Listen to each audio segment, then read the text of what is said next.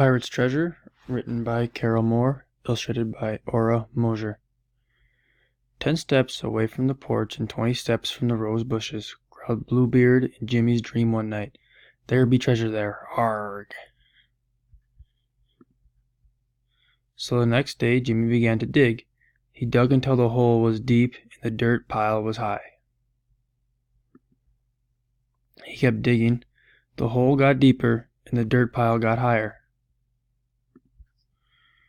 He dug until the hole was deepest and the dirt pile was at its highest. He sighed. I'm too tired. I can't dig any more. Then he spied something.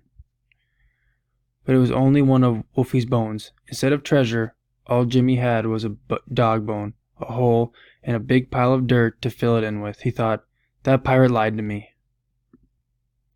But when Jimmy's mother saw what he had done, she clasped her hands and smiled a smile from here to Sunday. Oh, thank you, Jimmy. I always wanted a rhododendron bush planted just there. Here's $5 for digging that hole. The end.